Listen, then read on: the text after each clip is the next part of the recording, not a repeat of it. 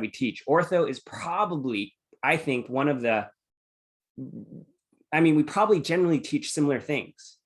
So I suspect, and I'd like to invite you into this conversation as I'm thinking about how do we create, I would be happy to share my lab handouts. I would love to see your lab handouts to get a sense of how you organize content so that PhysioU can build something that makes it easy for all of us to run lab and to run it pretty similarly. I think there's some value in that. That might be a pipe dream, I'm not sure. Any other comments before I start? Any thoughts that have come up in your mind?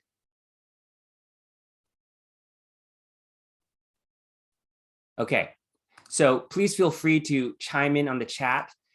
Let me just talk a little bit about how we have solved, I generally believe we've solved that issue, and I'm going to share that today with you.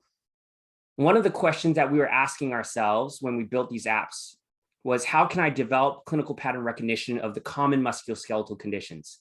So I think one of the things to suggest is that it's okay to not cover everything, but it's not okay to try to cover everything and then they're confused about everything.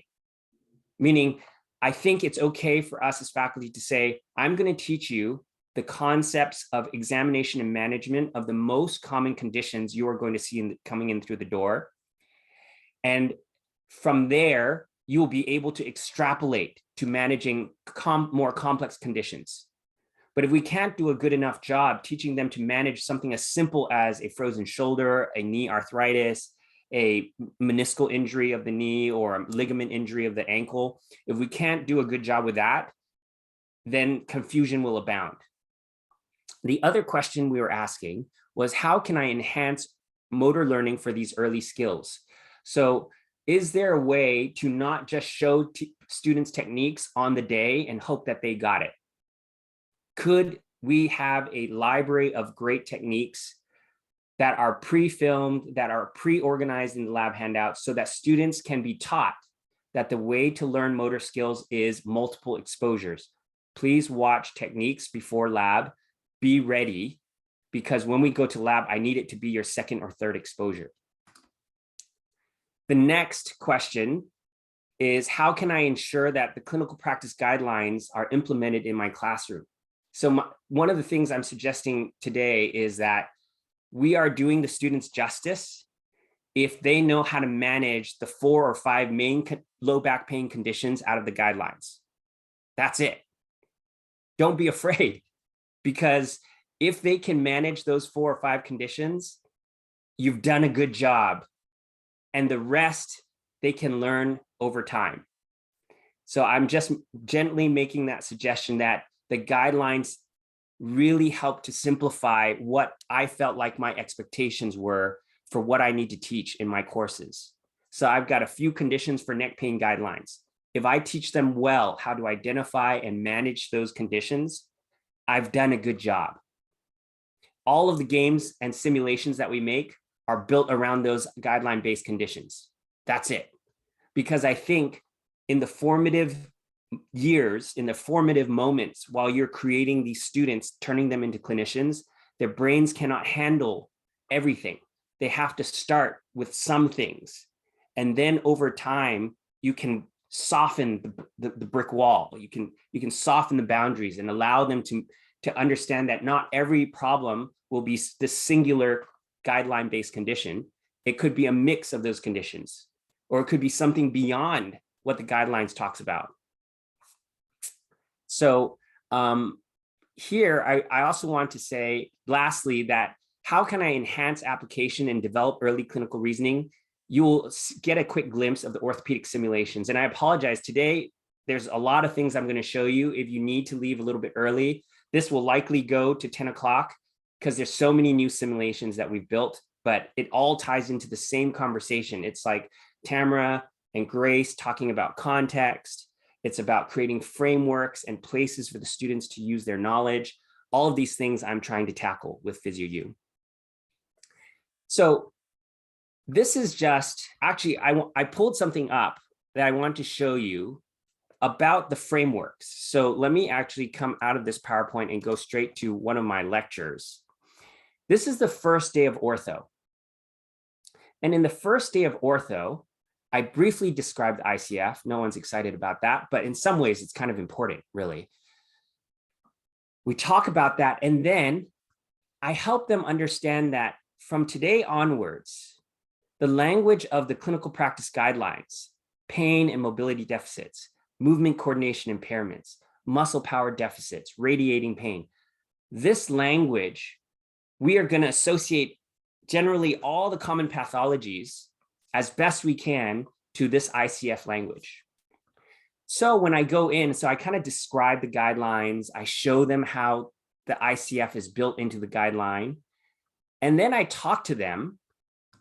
So I give them an example. I start with a hip because I think hip is really a reasonably simple way. People have seen people with hip or knee OA. So we talk a little bit about mobility deficits. I say, hey, what are other problems that you've seen in the clinic, in family members, where they just don't have enough range of motion to get things done in life? Their function is limited by their range of motion, whether that's a joint issue, a muscle length issue, or adhesion of whatever tissue. And so I'll have them call it out. So I'm just interacting with them. I'm kind of teasing out, what do you know? What can you think about that is stuck, stiff? And so I'm making this little list. So I'm tapping this list, typing this list out as they're seeing it.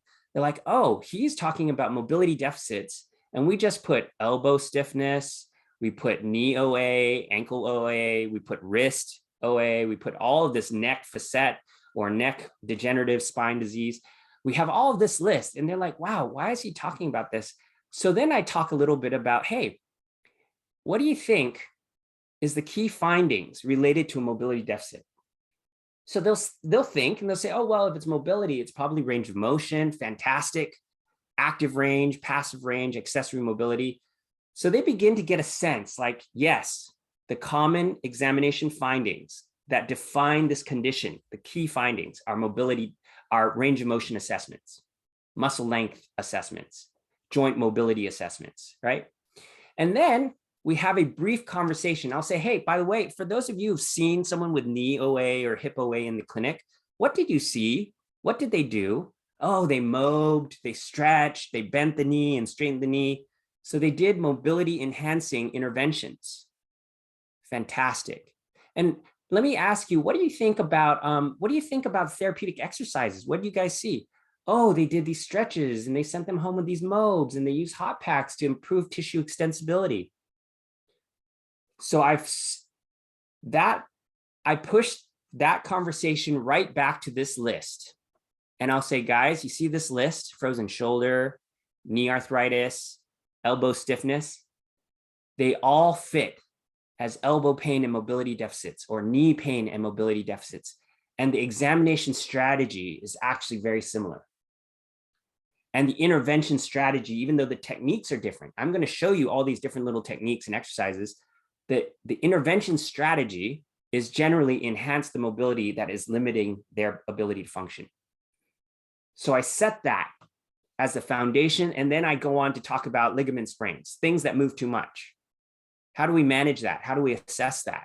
Oh, I keep it in the middle. I calm it down, get rid of the inflammation, stabilize it. And then over time, I strengthen the muscles around it, and then I begin to return to function, strengthen, work on balance, work on motor control. So what I'm trying to say is, I think that scaffold that you talk about, Paul, we have been gifted with the clinical practice guidelines and a language that in fact generally describes the most common problems in every body region, right? Generally, the ICF language describes the most common conditions. The nerve conditions fit radiating pain. The instability conditions fit ligamentous movement coordination impairments. The mobility loss conditions fit mobility deficits. I'll tell you what this does after the first day. When I go into lecture every week, I'm building on this first scaffold. So by the time first day of ortho is over, they have understood the basic concepts of the most common conditions: stiff, unstable, radiating pain, referred pain, related leg pain. They understand all of that loosely. And then when I go to my lecture, so I'm going to show you this real quick. At the beginning of lecture, I do the same thing. Hey guys, can you tell me a little bit about the common shoulder conditions? What have you seen in the clinic? So I'm allowing them to throw a bunch of things. So I'm typing these things out as they're chatting, as they're talking to me. And then I'm labeling them. I'm connecting the ICF. I'm going to try to connect all of these floating pathologies and connect them to these ICF kind of labels, because in their mind, they have associated examination and treatment strategies, general associated treatment strategies and examination strategies. So what you see me here is the first 20 minutes is just telling stories and listening to their stories about things that are impinged, or not even impinged, the tendinopathies really, and things that are stuck and things that are unstable. And then I'm associating them to language that they already have some gist of what the examination and treatment strategy is going to be. After that, as we go further into lecture, I have my own little pathology / clinical pattern recognition, like little tables that are tied to the app. So here you see I take them to the app. We talk about some prevalence. We watch some videos of how a patient with shoulder impingement might look. Right, here's an arc of pain. And eventually, as we talk about each condition, I will walk them through, and I'll show you that right now in the app, how I walk them through the examination and treatment strategy. This is day 1 of shoulder week. They are about to learn a ton of techniques on Thursday and Friday, but I have spent all the time setting the stage for them to organize the information I'm about to give them. Could I stop here just for a second and get any thoughts or comments? This is just a blank PowerPoint. I'm just going to type. So I'm going to stop here. Are there any thoughts or comments about that? Michael, this is Kathy Kolinsky from Chicago, and I am at a PTA program. So sometimes I have students that have no working knowledge of clinic because they've never teched before. So any tips on maybe helping with that population? Yes. Yeah. So let me add in one piece, and that is before the students come to shoulder week, they have taken their own guided tour of the shoulder conditions. Let me show you what I mean. So if I go to the app, so if you go to any of these apps, so we're talking about ortho today, there's a little sidebar, and there are some complimentary resources for educators. So when you click on that, there is some teaching content here. In the teaching content, there are clinical pattern recognition worksheets. This is done asynchronously. It's part of their self-exploration and pre-exposure to conditions that they may have never experienced. Or for the students who have seen patients before, it is a confirmation of the things that they have seen in the past.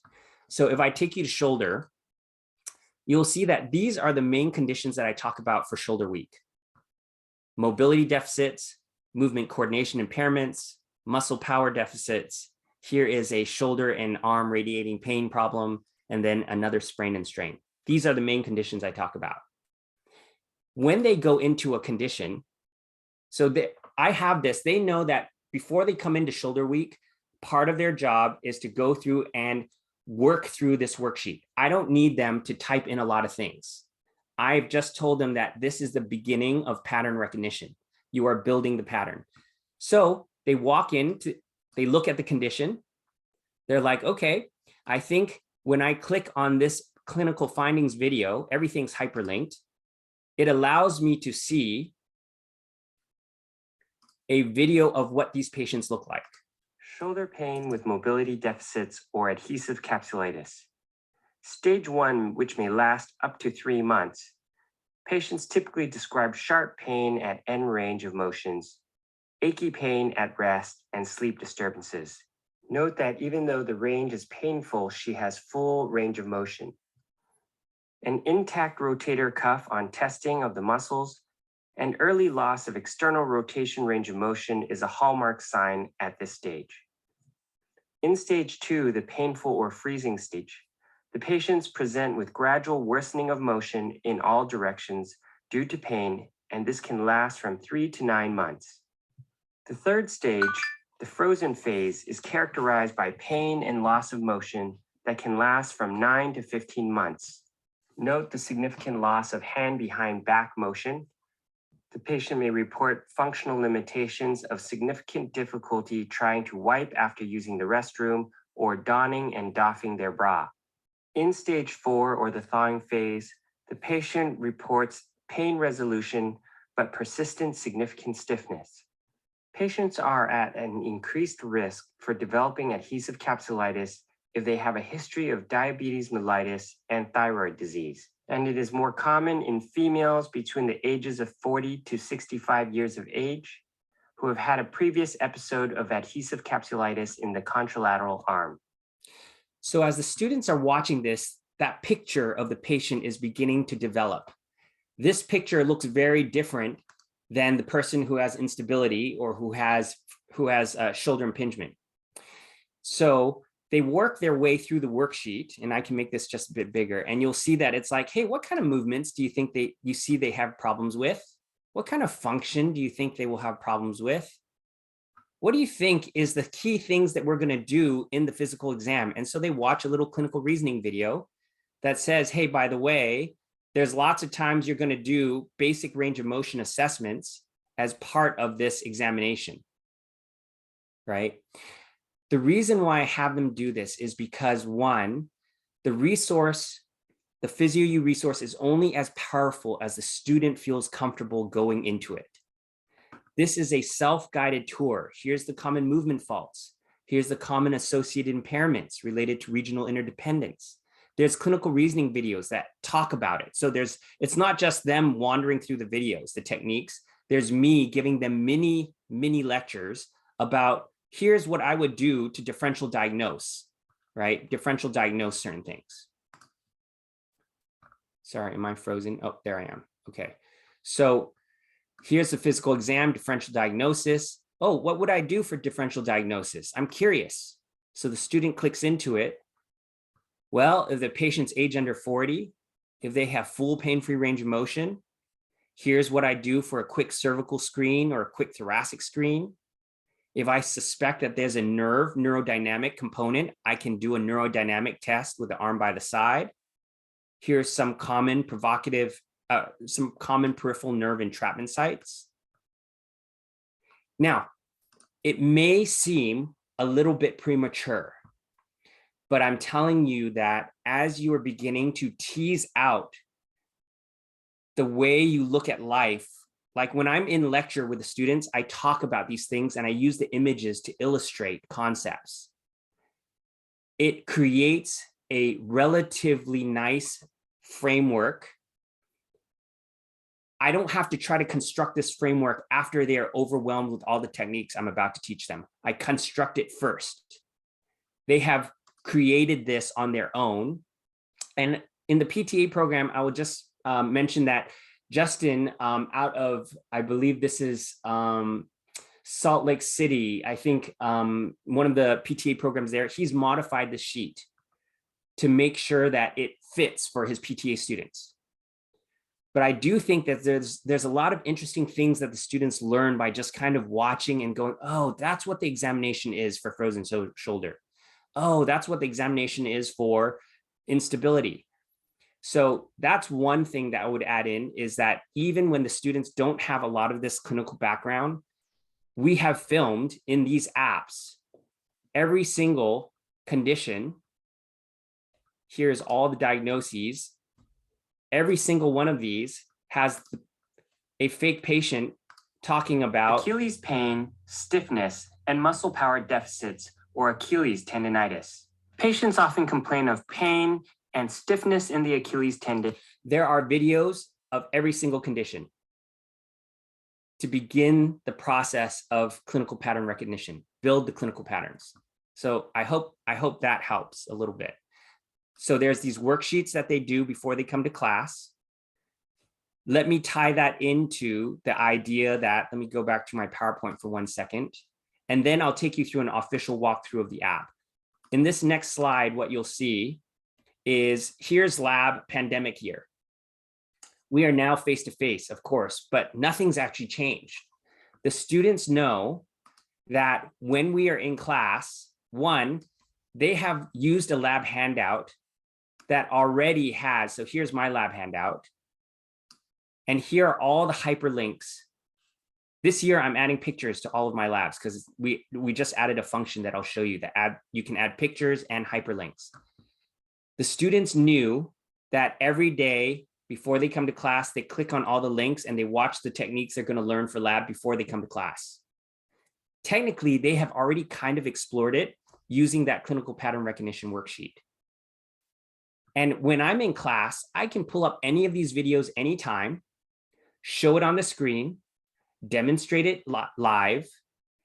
And at the bottom of most of these special tests, you will see that there is the sensitivity, the specificity, the likelihood ratios, and to make it easy for you to describe what this all means, we have at the bottom, here is what likelihood ratios mean. So you'll find as you scroll to the bottom, and I've also put a nomogram here. So here, let me go back to here. Biceps load 2 is actually a pretty good test. Biceps load 2 is pretty good. So here, oftentimes I'll draw on the nomogram and I'll show them, this is what it means when a test has a likelihood ratio of 26 or 10.67. So all of that's in one place. So sorry, let me go back to my presentation here. So to do that, let me just go back to my PowerPoint. I hope I'm not confusing you. Here is a worksheet. They do it ahead of time. My lab handouts have videos of almost every technique that they're going to learn in class. They are directed at the beginning of ortho. Before you come to lab, you always watch the techniques once. It helps you prepare your mind for lab. This has made our lab so much more effective.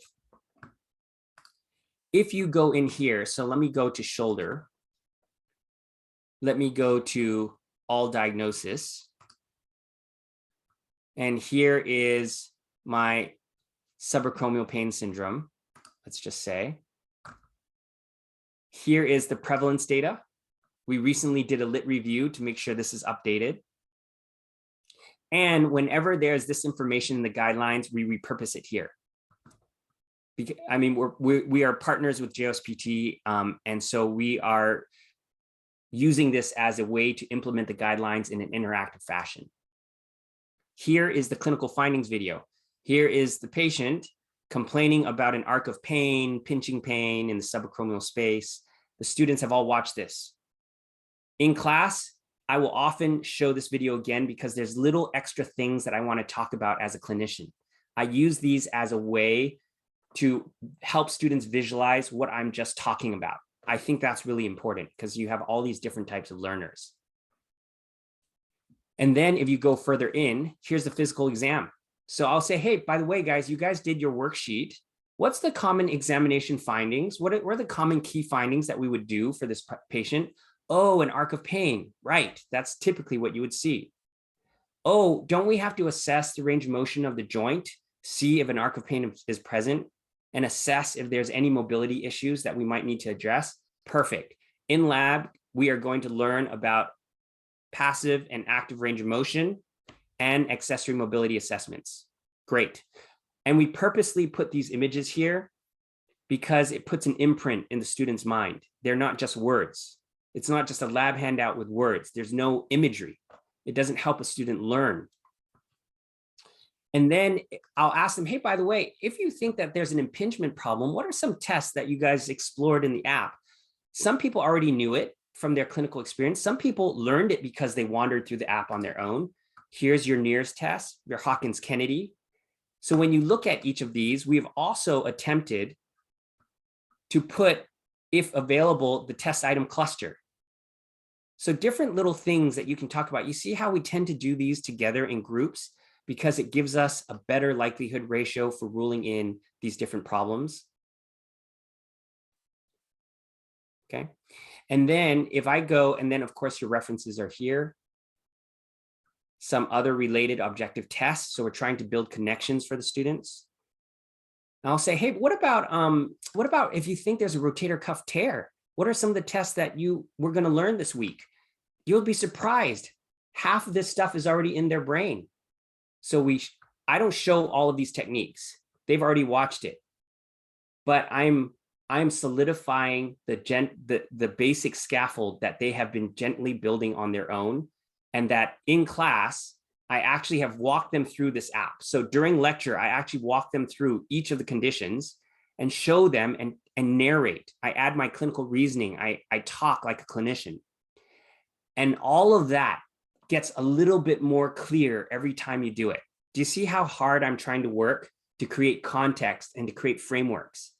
Because once lab happens, either you're going to have to clean up your mess on the back end, or you've created enough context so that every technique you teach in lab is now associated to a clinical pattern. So this is why I'm spending so much time on the front end, first developing the concept of the ICF categories, then associating conditions to the ICF categories, then having them walk through on their own the app, plus me narrating that walkthrough when I'm in class with them. I mean, I believe it takes that much work to create these scaffolds. And without the scaffolds, everything is really just a massive collection of test techniques and interventions that are just dumped on the table. They have nowhere to put it. They have nowhere to associate to a condition or to a pattern. James, I saw you. There's two questions in the chat, and they're kind of related. I'm gonna work backwards. Paul mentioned, do you direct the students to watch the PhysioU videos exclusively? And and my answer to that, Paul, is, I think there's a standardization, and all the, Mike, it's the stuff that's done, that's valid, evidence-based, or whatever. And there's tons of variations out there. And then it goes to the second portion, and that Ashley asked that there's some. Yeah, I saw it. Yeah. Those pre-lab. And the thing, as an educator, I think three things. One, will be successful for you to go out in the clinic, and you might be in the area of the country that does certain things a certain way. And number two, you got to pass the class. Number three, you got to pass your board exam. So what's on the board? That's three things that we got to decide in terms of the depth, breadth, and the specificity we're teaching them. So, yeah. Yeah. So for Ashley first, I would say the easiest way to find those worksheets is using the sidebar. And in the sidebar, you have complementary resources, and that takes you directly to the teaching content here. And in the teaching content, you will see these clinical pattern recognition worksheets. Are there references though? Like you base the MMT for the shoulder a certain way. She's saying that in her score builders, it's a little bit different. Yeah. We are working through the references, for example, for most of these apps, for the techniques, the references are all listed right below the technique. So that I would say for the references, yes, they're down here. Boom. Okay. Same thing with muscle testing. For muscle testing, what we're doing is we generally have followed Berryman-Reese, but we just recently added Kendall. We're actually making sure that, and it's almost pretty much Norkin and White, because we know Norkin and White is on the list. We have filmed enough alternative positions for MMT that every textbook is covered. And very soon you will see on this curricular standards guide, if you click on this, which is not clicking for me for some reason, this curriculum standards guide will soon have textbooks that we are matching, or at least trying to support. Yeah, so the cool thing about this that Physio is putting together right now, we're doing it for the PT, and then I'm updating for the PT assistant, that here's CAPT standards. And so you can see exactly where the PhysioU suite of materials is actually covering all the CAPD requirements. So students have a good idea that this becomes a very good study guide for them. You know, the NPT, the the PT, NPTE, and the PTA, NPTE, is going to be covered and all this stuff too. So the students Yeah. can feel confident that the depth and breadth of their coverage is that which would make them successful in the board exam world. And for Paul, I would just say that I'm exclusively teaching techniques from PhysioU, and I'm inviting you as faculty members to anytime you say you have techniques that you're like, Mike, I can't find this technique. I think it fundamentally should be a part of every ortho program. Please send a list to me. Like today, we have over 100 videos we're filming right now in the studio. All the clinical practice guideline revisions, we're filming all of it, and then it will be updated into the app. A faculty member asked, hey, Mike, could you film a different variation of Lockman because there's these different variations? So Marshall just emailed me and said, hey, which variation do we want to film? There's two main versions. So I think I just want to open that invitation to you that we can be and will be based on your support, we can film all the most common techniques. Now, I'm not that interested necessarily in filming lots of things that I don't consider entry level because I think we have too many techniques already. So I would invite you to consider carefully. And our team at APU, we do that all the time. Does this have to be in here? Is this entry level or is this post-professional? We can save all the cool stuff for later in post-professional because they can't even get their heads wrapped around the basic stuff. And then you're a big advocate of them pre-learning to look at the video, because I put a question, augment the question. Paul, I said, when do you ask them to look at the PhysioU? Look at it ahead of time. Yeah, do some pre-learning so you know what the ocean looks like before you drive to the ocean. Yeah. All right, so let me keep going. These are great questions. So if I take you back to the app, I just want to talk you through one pattern so that you get a sense of how the app is organized. So if I go back, for example, let me close this out here. If I go back to a pain pattern, so in this app, you have the option to play with the students. So sometimes I'll say, hey guys, this patient has sharp, deep aching pain in the shoulder area and it's anterior and posterior. What are some of your hypotheses? And I'll just let them chat, type it in, call it out. Here are some potential hypotheses: slap lesion, adhesive capsulitis. It's how patients present. It's not predictive. We know pain patterns are not predictive of conditions, but it's how things happen in the clinic. And there is also the opportunity for you to kind of point out that here are some red flag conditions related to the upper quarter that you should be aware of. Okay, so these are just very brief history, reported findings, and the references that comes from. So if you want to go there, if you want to put a bookmark in their brain for that differential diagnosis class coming later, that's how you put the bookmark. If I go into the condition, so let's say I go into, and actually I'm going to go, let me go back to actually the sharp pinching pain. Here's the subacromial pain syndrome.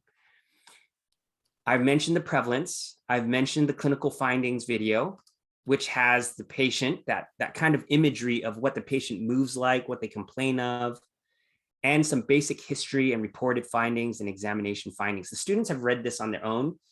I tell that story in class in a narrative fashion. So what they read as the first imprint of a pattern, I use my clinical knowledge as an expert to help paint that picture in a more narrative fashion when I'm in class with them on shoulder day. So I act it out a little. I tell them what the patient complains about, what were the common mechanisms of injury. And then we have a quick conversation. In class, I'm doing exactly this. What techniques are we doing to rule in or rule out impingement or rotator cuff tears? And we just have a quick chat about it. I talk about these different techniques that we're going to learn in class. Can you see how I'm building a scaffold? I'm organizing lab before they even get to lab. This is the whole purpose. And then I talk about, hey, so some of the impairments, that this examination will likely help you find is perhaps some range of motion loss and some accessory mobility loss. You don't know until you look. And by the way, here are some associated impairments. There may be thoracic mobility issues. There may be some upper quarter muscle length issues. Note how many of these muscles are internal rotators of the scapula. Could they result in the inability to externally rotate so that you can not, so to speak, get your impingement? Some of these they've learned in previous classes. Some of them they're going to learn in lab. But I hope what you're seeing is I'm spinning a interconnected web of clinical reasoning that is not just words. It is mapped out. It is visual. It gives the students a fighting chance at trying to follow your clinical reasoning, the things you are saying. I actually show them what I'm thinking. And then I'll say, hey, by the way, here's scapulothoracic mobility, scapulothoracic muscle strength. These are all impairments. Like, how do you tell that story? How would you, I've wondered so many years, like, how am I going to tell and weave this story as a framework for them to know that examining a patient with shoulder impingement is not about the NIRS test. It's not about the Hawkins-Kennedy test. It is about assessing for impairments that are relevant to the condition. Assessing for impairments that may cause the condition, cause the faulty movements. I believe this is how you can do it. It's through multiple exposures. It's through multiple conversations, and then a visual roadmap that they can revisit when they're in class with you, when they're out in the clinic by themselves. This is another powerful piece. The students have said, I'm so thankful that when I'm finally out in clinic, I have this same resource that I've walked through so many times. I know where to find things. I know how to construct my thinking. I'm not a jumbled mess of techniques that I need to sort out now that I'm finally seeing patients. So I hope you can hear, I guess I'm always a little bit passionate about this because I see it work. I see how they organize their thinking because we've done the legwork of creating the scaffolds. This goes all the way to interventions. So I'll say, hey, by the way, if the capsule's limited, if there's capsular mobility issues, these are some of the things we're going to learn in lab to manage it. Okay, let's make that connection. If there is some muscle length issues, here are some soft tissue mobilization and stretching to different tissues to improve scapular posterior tipping. Notice the language. The language gives meaning to a random list of techniques. I'm trying to connect the tissue and its function and the potential impairment that it drives, because that is the important conversation for students, that they are looking for impairments that cause problems with functional movement. So I don't show all of these. I put a bookmark. I talk about it. They see the images. They hear me describe it. And then they're ready for it when we get to lab. So let me just take you to therapeutic exercises for a moment. Hey, by the way, you notice that there's some mobility issues. Here are some ways to improve the capsule mobility. Here are some ways to improve the stretching of these key muscles that you just stretched. I'm trying to make connections to manual therapy interventions. If you don't teach a therapeutic exercise class until next semester, or you already taught the therapeutic exercise in a previous semester, you have this moment to connect that dot. This is why we built it this way. Every day in class, when I'm with them, I pick and choose some key conditions and I walk them through all the way. I create a narrative and I help them connect all the dots. And what happens is by doing that, the learning is additive. The next time I go to a new body region and I talk about mobility deficits, they already have these patterns developing in their mind, and it's getting stronger and faster. So like I mentioned, it gets easier and easier for the students to go, oh, it's a mobility deficit of the knee. I know exactly probably what I'm going to do for my examination and treatment, largely. And then I would just add in here that there is patient education. our students read through this and they know that I expect them each for every condition to be able to describe, here's what's going on. This is all written in layman's terms, how long it will take loosely, what we are going to do during your care. So they're telling the patients this, and what you can do to help yourself. We've written this for every condition. So the students, they can ad lib after they have the foundational knowledge. This is part of giving them their elevator pitch. And wherever available, there's modalities tied to it. So whether that's taping, or in the case of, for example, sharp, deep aching, let's say adhesive capsulitis, you'll see in the interventions, there is, the guidelines talks about it's okay to use ultrasound. Here's the grade of evidence.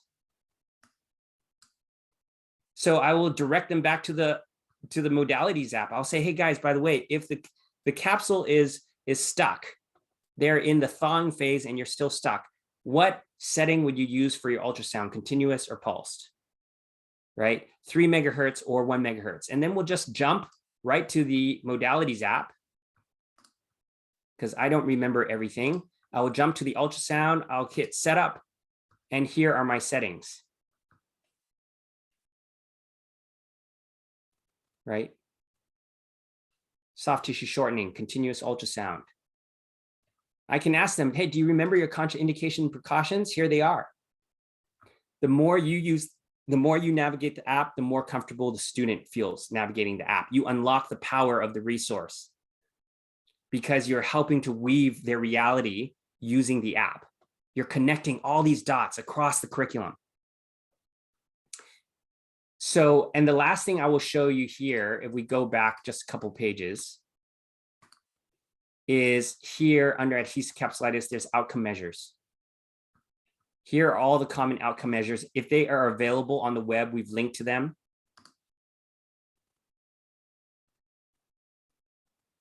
So you can just talk about it. Show them, this is why it's so important to do these. It tells you what they can't do.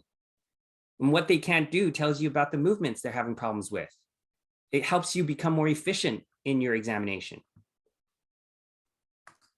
And you can see also the guidelines talks about how important that is. So that is, in a nutshell, every single clinical practice guideline-based condition and more is in every single one of these apps. And I would also add in, if you're ready to add in the movement component. So for example, here is a low back pain with related leg pain, someone you would use a McKenzie type exam on. This person has pain going down the leg.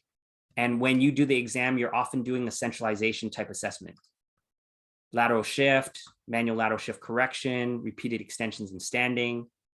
If they're too irritable, we go to a pain limited centralization assessment.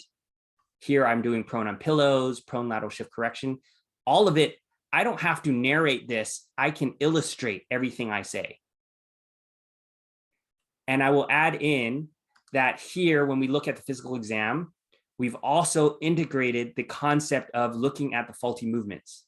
So is it possible that your patient has excessive lumbar flexion? Here are a lot of the functional tests that come from, they're really things that we generally would do, but they're linked to Shirley Sarman, all of her movement tests.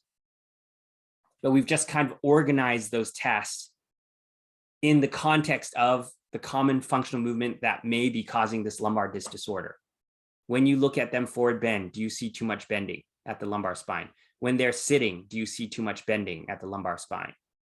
So these are all of those tests. So if you're ready to make that blend, to talk about movement and assessment of faulty movements, it's all here for you. It's organized from high function, and the patient ought to be relatively low irritability to do this, to low function, high irritability. Lots of patients, they can't tolerate forward bend and standing. You can look for excessive movements of flexion in quadruped or in supine, where the spine is unloaded. So I hope I'm not making this too complicated. I want to show you how extensively we have tried to link and tell a story, a visual story that connects so many parts of the curriculum, because I think that is a critical element of creating clinicians, is creating enough scaffolds for them to organize the information. When we go to our mentored evaluations, all the patients that they see are all these key ICF data category patients.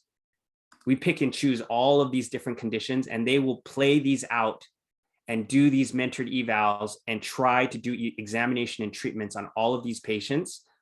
We reserve across 2 semesters, let's see, 10, 20, almost 40 hours of mentored eval time over the 2 semesters, if not more, probably closer to 60 hours, where they're just doing cases that cover all of these conditions, because when they're done learning, they have to do. And they should do it in a safe place called the classroom, where they can get feedback from their faculty members, where they can learn from one another and get better and better. Kind of a question. There's earlier was asked about how students are afraid to fail. At the first 5 hours of those 60 hours, do you have kind of like a softer grading and say that's good for now? And then by the time you get to the end, though, you gotta be pretty much sharp on. Yeah, we basically have a rubric that covers the subjective exam, the objective exam, the intervention and education and home exercise program. Like, we grade them on all of it. They get feedback on all of it, but it's completely ungraded. There's absolutely no risk. It is pure learning. We do that for the first probably 30 hours of mentored evals, where they're getting their feet wet. And you'll be in awe of how quickly they learn from the mistakes of others and actually begin to model the people who do really well. So it's very stressful for the students initially, but they eventually learn that this is a safe place for me to do my thing, because I'm getting better and better, and I'm seeing everybody else getting better and better. So that's another component. It has nothing to do with the app. It has everything to do with pedagogy of creating clinicians, and they must build with the tools that you're teaching them, and they should build it in a safe place with you. That is in a nutshell all of the orthopedic apps. Every single body region has conditions that you can talk through. Every one of these has patient videos and all the special tests and the common manual therapy and therapeutic exercises and modalities. Everything's here in one place. Let me add one other component. Actually, let me stop for a second and ask, is there any questions about that? Because I do want to show you how the sims play a role in all of this now. Any comments? Okay. Let me show you what the sims are. There are mini sims and there are macro sims. Mini sims are short and often formative. Macro sims are longer, a little bit more complicated, and they're more summative. So let me just give you an example.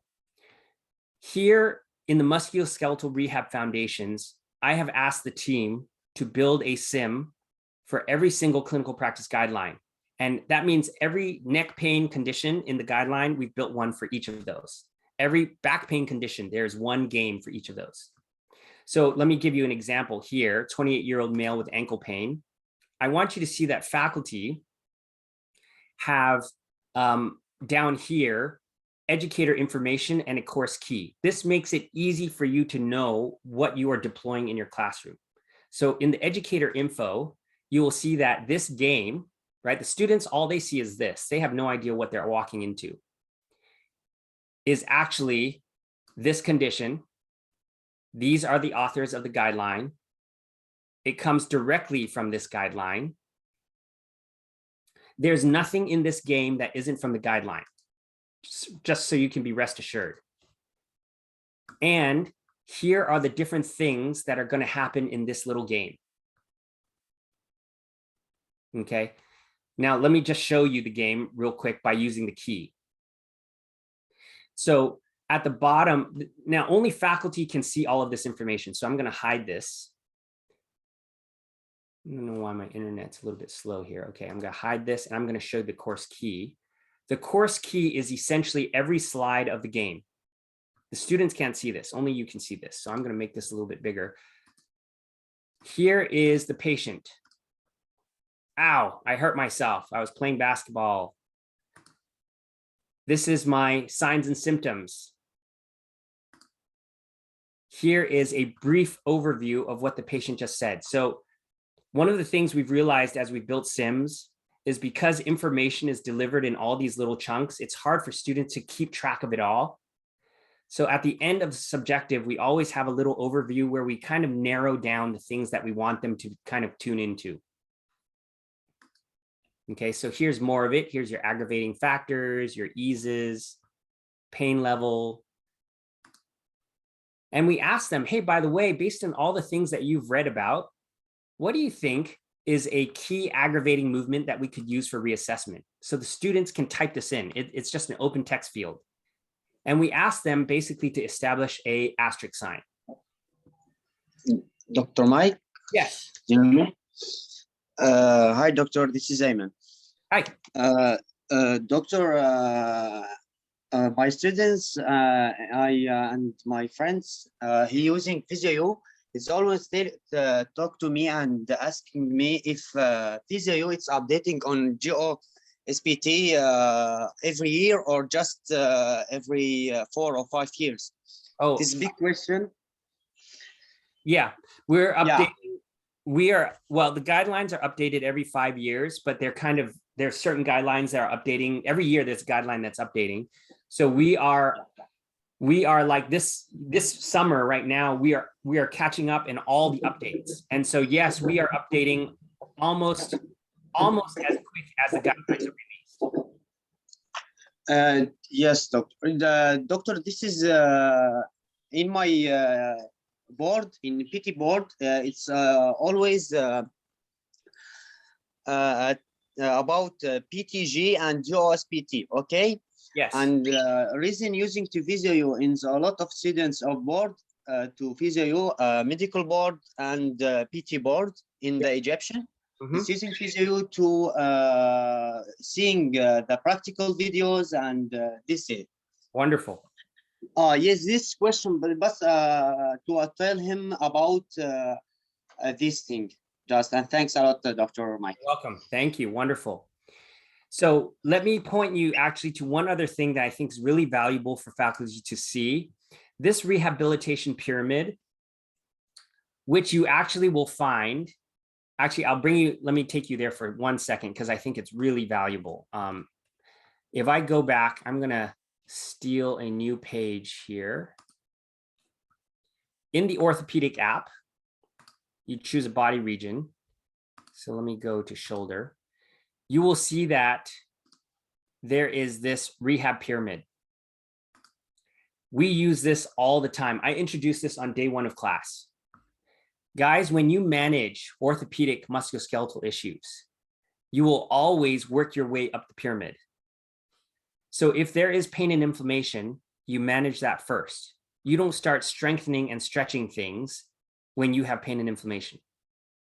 And when the pain and inflammation is managed, you want to make sure that they are in good postures, in neutral postures where the tissues can heal. And then you move up the pyramid. So then you ask yourself the question, is it time to restore mobility and muscle length? Have I taken care of the pain and inflammation already? If yes, then please manage the tissue length and the joint mobility before you start working on muscle performance and muscle function. And as you work your way up the pyramid, you will find that you now have no pain and inflammation, normalized range of motion, good muscle function, and now you're working on balance, gait, and other high-level functional movements. This pyramid, in fact, describes almost every post-op protocol as well. So when this is one of the other common issues that I'm sure all of you have experienced, which is this patient, the student is looking at a frozen shoulder patient. The person clearly has limited mobility. And the first intervention they give the patient is rotator cuff strengthening. Well, as long as you direct them to the pyramid, they can actually organize in a hierarchy of importance. What are the things I need to manage first? We use this all the time. It's a very important fundamental musculoskeletal orthopedic concept, I think. So I just want you to know that every single game that we've created is built around that pyramid. We use that as a way to say, this is why you should have stretched his shoulder first before you strengthened him. So you can see the pyramid there. We also use the pyramid as a way to deliver objective information. So when they click on pain and inflammation, a little bubble will show up. This is what you found. When you click on range of motion and muscle length, it will say, this is what you found. Because again, when you build sims, one of the hard parts of dealing with sims is it is delivering information in short bites that they can handle. No one wants to read a page of objective findings. Think about your own paper cases and how uninviting they are, because I have the same paper cases. So this pyramid, which is the same way that they think about management strategy, is also the same way we deliver objective findings. Okay.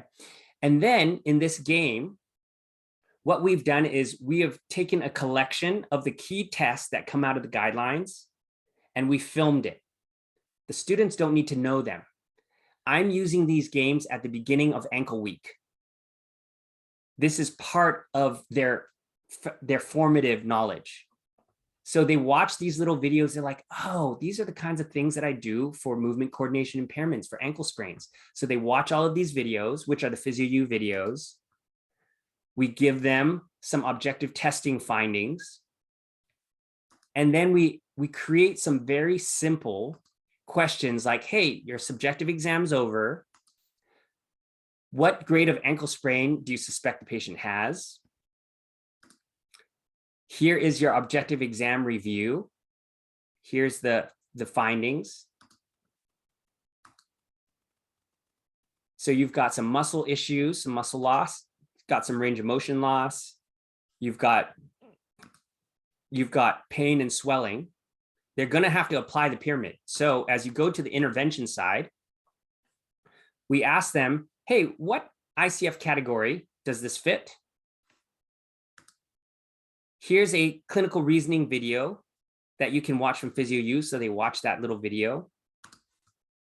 Here is the summary of clinical findings that match the CPG.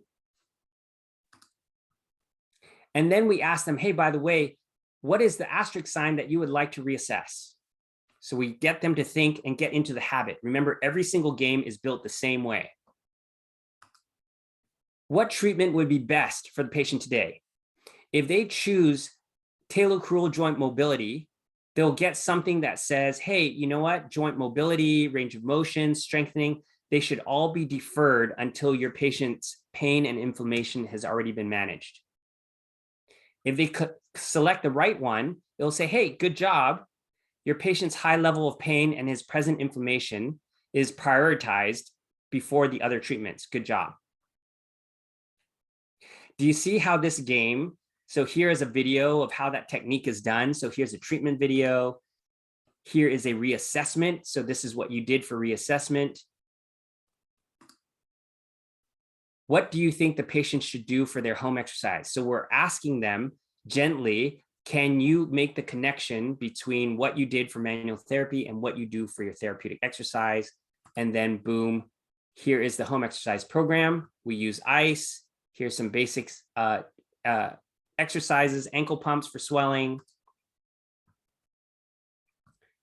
What would you reassess if the patient comes back and now has almost no swelling? Well, I move my way up the pyramid. I'm looking at mobility. You notice how these are all very distinct. They're mutually exclusive. We meant for them not to be tricky because this game, all of these games, my students will play because it's risk-free and it helps them to develop some basic habits. Take a moment to review the rehab pyramid one more time. And what we've done is we've wrote a SOAP note. For every single one of these games, we've written a SOAP note for it. So they click on each piece and they get to see what does a SOAP note look like. When the game is done, the students will have a learning history. We ask them to turn this in. So what I mean by that is if I go to, for example, my range of motion games, you will see that for every game that they've done, there is a record. They can play it as many times as they like. The students love it. They have a chance to learn, to play. I tell them I will give you, so they download the learning report. Here it is.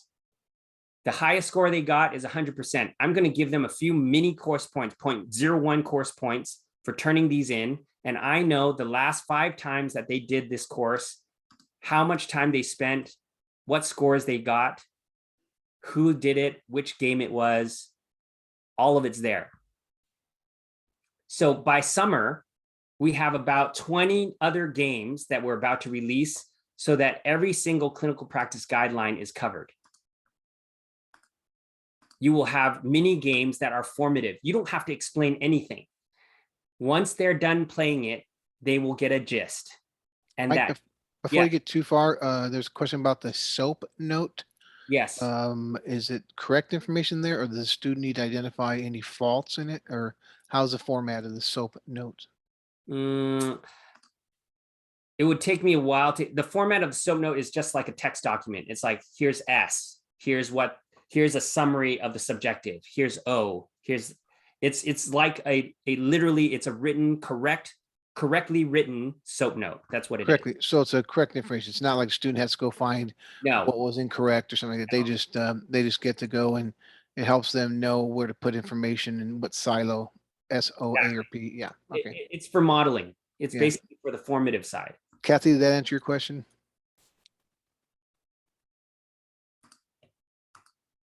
So you'll see that there are, by summer, probably within the next month or two, every single clinical practice guideline will be here as a formative mini game. You can deploy these with reckless abandon. My suggestion to you is you deploy them at the beginning of class, meaning the beginning of ankle week, they have a couple of ankle games to play. At the beginning of neck week, they will have like 4 or 5 neck games to play. They will inadvertently create basic pattern recognition by playing these games. It will help them create context. They will see the techniques that you're going to be teaching in class. It's just another one of those things.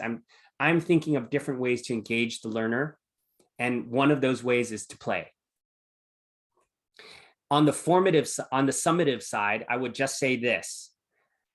It's useful for you to go into any of these games and take a quick look at the course key.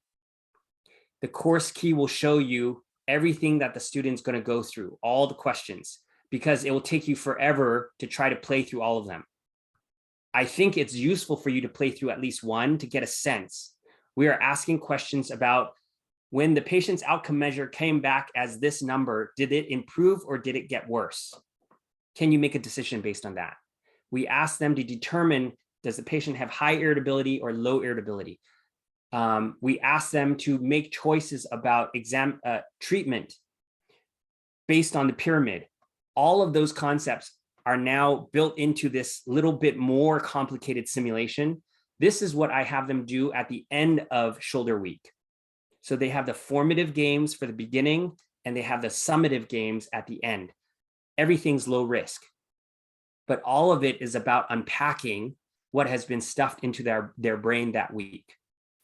So I hope what you see is this philosophy of an educator, and I think all of us agreeing that the students need ways to be exposed to techniques, to be exposed to patterns, to be able to play with the patterns in low-risk environments. This solves many, many problems. For the PTA instructor, in my conversations with a number of PTA instructors, they've said, you know what, these games are simple enough that it's actually kind of cool that the student gets to see and experience some of these questions and elements. Like most of these games are not built around choosing specific tests, and we actually deliver the objective information and ask you to interpret the objective information. So in many ways, it's applicable to the PTA student trying to make some decisions. These longer games have return visits, because another one of the problems that we all know that students have is progression or regression of the intervention. So the patient comes back after a week and we teach the student, this is the things you asked, this is the information you got. Can you make decisions on how to progress or regress the treatment? Every single one of these games has that built into it. The last thing I want to show you, and then I'm happy to take questions, is it would be negligent of me to not show you this. Let me ask you a question real quick, Mike, that's in the chat. And Grace asked that, can the students go through the mini sims several times? Is there a limit on the number of tries? There's no limit. Yeah. I built the mini sims and the macro sims to be played as many times as they want, because everybody needs a different pace. Like, I'm trying to get away from this, like, one time, that's your score, you're done. I think they can learn a lot from playing. And the other thing, Mike, I think I may have had some input with this when you're writing the macro sims. I go, sometimes they come back, and have an adverse response to treatment. And so, realize that sometimes you overtreat or something like that. So I think it's good that we have some of the macro sims have kind of like, oh, well, maybe, they overdid it, or this, patient on their own did too much, stuff like that. And so how do you modify, sometimes patients, aren't always, oh, everything's sugar and spice, everything nice, they're all progressing well. Well, no, you got some that kind of, some have setbacks. Yeah. Yeah. And that's reflected in some of the macros. Yeah. Yeah. Some of the games you can make mistakes and the patients get worse. Yeah. The other thing I just wanted to show you here. So if I go back to any one of these conditions, I want to show you how you can add any of these videos and at least links and pictures to your lecture or lab handout. So if you're here under impingement assessment and you need the NEAR test, when you click on that video, you will see in the sidebar that faculty have an educator resource. So you can copy the page title with link and drop that into your lab handout here. So if you see, this is my lab handout, this could be your lab handout, and you need that video link. You could either grab that, it's already the title and it's hyperlinked, or you can go back to, let me go here. You can either copy the page URL and go back to that document. You can hyperlink your title, right? You can hyperlink that. We've just hyperlinked it for you. Or you can go back here and copy the thumbnail image, which takes this representative image of the technique and allows you to put it right into your lecture or your lab handouts. So pretty much anything that you teach in ortho, in neuro, in cardiopulm, in pretty much most technique-based courses, you now have the ability to link to the video in PhysioU so that students can preview techniques based on how you've organized it in your lab handout. I'd like to invite you, if you are interested in joining a conversation, I will look up the emails today of the people who are on this webinar, and I'm going to send out an invite because I would like to talk a little bit about how your labs how your labs run, how your lab handouts are organized, because we may be able to create a generic lab handout that is beautiful and organized, that generally fits most orthopedic labs. Paul, for sure, I would like to chat with you about that. And for anybody else who is interested, I will reach out in an email. I think it's very fascinating to think about how labs are run, and to see if there are ways to create lab handouts that are actually better for learning. So I guess I'll leave it open for questions. I've shown you a little bit about the clinical pattern recognition apps. I've shown you a little bit about the simulations that we've released and the more that are coming, how you can add techniques and videos to your lab handouts. And I'd like to just open it up for anybody who has comments or thoughts. Mike, I want to say thank you very much for taking us through this. So since PhysioU started, it's become so much more robust. And so it's good to be updated on that. I would be happy to be part of the conversation about lab handouts. Interestingly enough, I just got some feedback from a junior faculty member that the students commented on her course evaluations that they liked my lab handouts, because what I did was I created thumbnail images of your PhysioU videos and put them into my lab handout, included the link and just a short snippet on it. So, you know, that was a start for students to realize they wanted some pictures and some links and stuff. And so I'm interested in improving whatever lab handouts I can make, and helping others, you know, and just kind of brain sharing some of our ideas. So anyways, thank you. Love that. Yeah, absolutely. And you know, Grace, you mentioned exactly what I was seeing in class. Like the students were taking screenshots and they were adding it to their lab handout, and they were like cutting and pasting instructions from here. And I thought, oh, interesting. So it helps them visually to mark in their brain when they can see a technique. Yeah, totally. And you know, what's interesting is we've created some of our own videos for some of the, and I don't know if you have them now, but the lumbar spine overpressure positions. And so we created our own videos. And so I was walking around the lab and I saw one of the students, she took snapshots of these, and I said, can I have those? Yeah. So yeah, the visual piece is so important for students. And I'm a visual learner myself, so I totally get it. Yes, fantastic. The other thing, Grace, I think, you know, then they have that on their phone or whatever. And when they go do their clinical rotation, boom, they know where it's at. They've added to it from stuff that they, you know, pictured you. And then lastly, it's a board exam prep method for them. I mean, I think, you know, and that could help defer some of the costs of the PhysioU. And I think it's quite reasonable what students, you know, are asked to pay. But I mean, then they, you know, what's the cost for score builders or for one of these, you know, board prep stuff? Well, I think your first board preparation should be just review the PhysioU, which you're very intimately familiar with. You know where to go find it quickly. And so Yeah, it's efficient exactly. learning too. Yeah. Exactly. I see your lumbar spine stuff. Thank you. Yeah, fantastic. And I'm also very curious for the group that eventually that I'd love to meet with you, is to actually create a conversation about what kind of things are missing that you had to create videos for. Like you become acutely aware of the techniques that don't have videos. The students make us acutely aware of that. So I think there's still a conversation to be had, which is what is that list that a group of faculty are saying is not in PhysioU that we think should be in entry level. And then PhysioU can easily go and film so that your lab handout is essentially complete. And I think the other thing that it does, though we all have our right and our own reasons for why we create variations in techniques, it probably is better for the profession that we generally show things and do things in similar ways.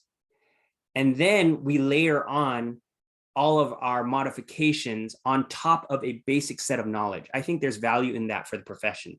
And PhysioU can help with that because of the adoption rate in many programs. So I'd love for you all to be in that conversation if that is of interest to you.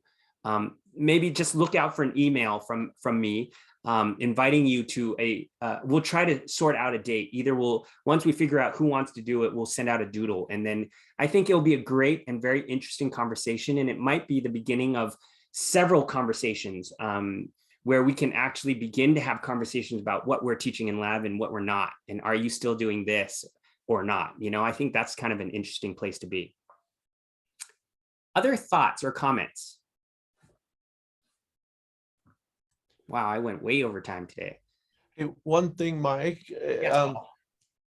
Team-based learning, or you know, this is the Sims are great, by the way, and had a very positive response the first time I used them. Awesome. So that's fantastic. But then there's this team-based learning model that is actually very good evidence in different health professions. I wonder how that could be incorporated into the PhysioU.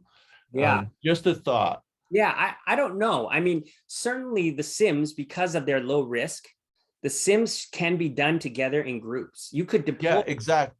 Yeah, like, exactly. For example, the macro Sims, right? The macro Sims are tougher. And they're actually a great opportunity for students in groups to play them through. Like the mini sims, I think they're very valuable from an individual formative perspective. These ones, actually, you could easily break up into groups, do it, and then as a faculty member, you could always just pull it up and talk about different things that students are having questions about. Yeah, I thought about that when you were talking about how do you design a lab, and if you use some team-based stuff, these would be a great. So as you're designing a lab template or a handout, Yeah, create a space or a time for that. for a team macro sim. Perfect idea. I would also add, Paul, that in the early days of the development of their ability to do an objective exam, we do it team-based. So So do we. yeah, right. So the downside is it's a little disjointed. The upside is everybody feels like they're part of a team, so nobody feels singled out. And so they kind of stumble through it together. So I act as a patient with cervical radiculopathy, and there's 6 people, and they all are someone's gonna do the subjective, someone's gonna do the objective, someone's gonna do standing, sensation testing, someone's gonna do the straight leg raise. So they all do stuff and they kind of talk about it together, and it's low risk. I think that's another very important stepping stone to before they actually get to doing their own full evals, is you kind of warm the water by just having everybody in the pool together. Yeah, I agree. And I don't know if you found this too, is that students can get very frustrated when asked to perform it by themselves because they haven't ever done a complete exam by themselves. Yeah. So that's I've kind of modified, and just to go back and make sure there's some sort of I've done it all the way through by myself event. But yeah, the way I do that, Paul, is at the end of lecture day. And I'm mixed. I'm a little bit mixed of whether to do it before or after they've learned the skills. I originally created caveman orthopedic cases because they have walked themselves through the app with the worksheets. They've heard me narrate through the conditions using the app. And at the end of that day, I'm like, guys, I have these 2 basic cases. One's a stiffness problem. Like, they don't know what the case, but in my mind, one's a stiffness problem. It's really easy. Stiffness problems are so easy, right? It's like assess range, assess accessory mobility, and MOBIT, and give them an exercise to improve mobility. They do these cases on each other. And then we talk about it, and then we reverse. Now the patient is the therapist the patient. It's like practice cases. But these cases are so simple that it's almost silly simple. But they are beginning to apply their knowledge. There's a bunch of slack built into the system because the student doesn't really know, the patient, well, I've talked to the patient. So the patient knows what's supposed to be done, how they're supposed to act. But that inherent slack, I think, is part of the safe harbor concept. And they get used to generally doing that every week. Some students are like, I don't like doing it before lab because I haven't learned the lab techniques yet. Fair enough.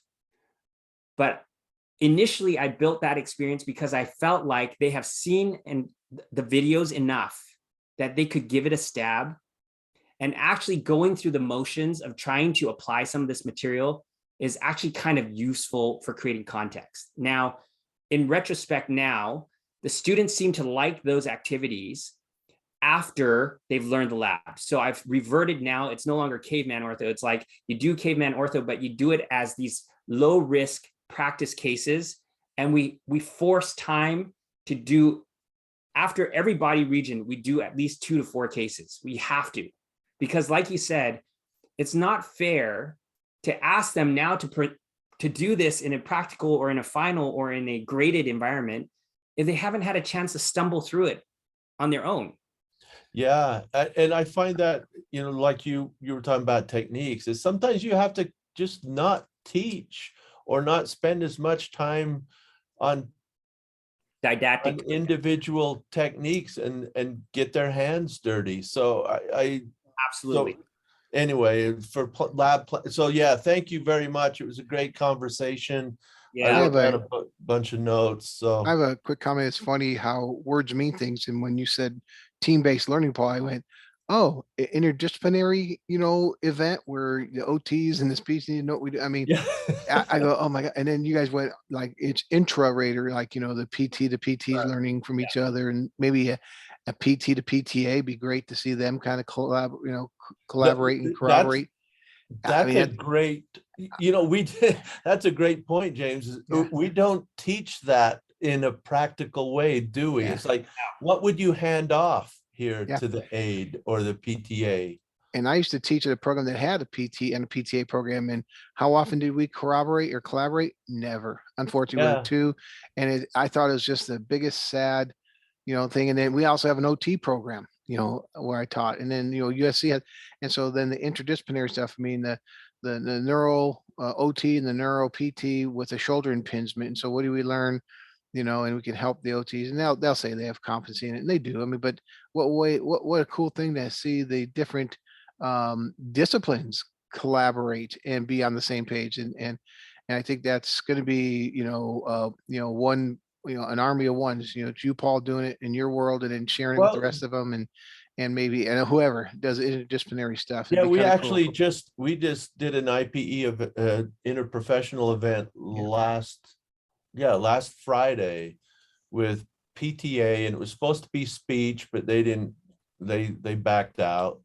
So it was PA and PT in it was cardiac, but it was an acute inpatient scenario, but it would be, I thought, some of it, the potential was sort of squandered without a little more integration into the DPT curriculum. And But the anyway, patient, patient would benefit, because the cardiologist, the PA, the PT, the OT, I mean, after having chest surgery for cardiac, but yet they got to dress. And Paul, I think it's kind of, I think there's going to be a battle won in the trenches by every individual teacher who has the opportunity at their location in the programs to potentially do this. And I think that PhysioU, there's a way to utilize PhysioU and adopt, some ways to have that occur. But I didn't even thought that using the macro sim is, but anyway, I was thinking of more as like,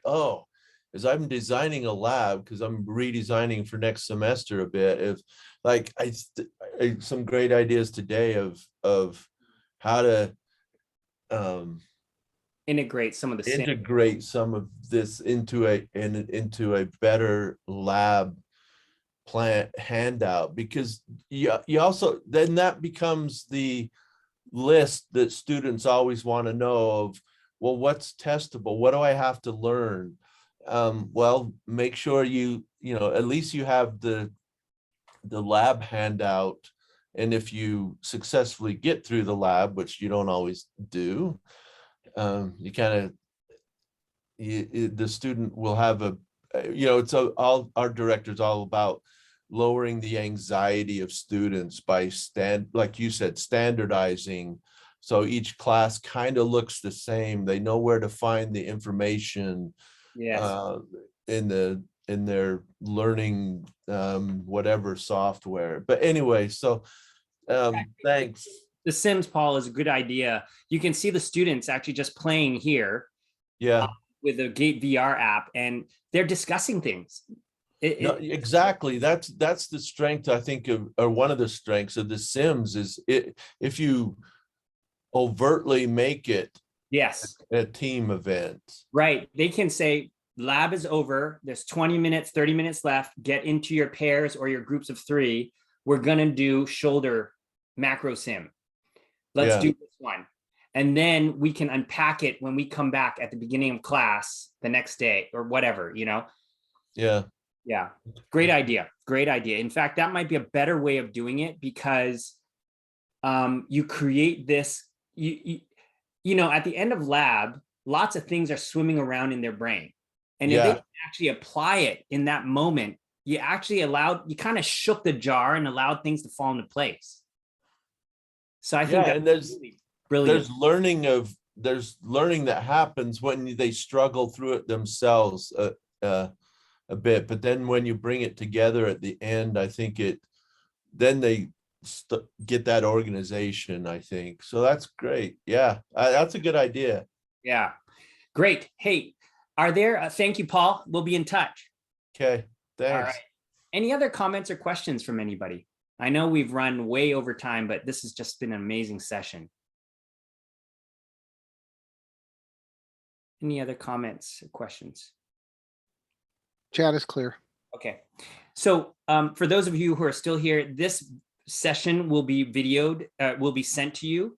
You're welcome to rewatch it, share it with others, and maybe watch out for an email from me to invite you into this conversation about lab handouts and ideas related to labs. So I hope everybody has a great weekend, and take care, everyone. Thank you. Thank you, James. Thank you.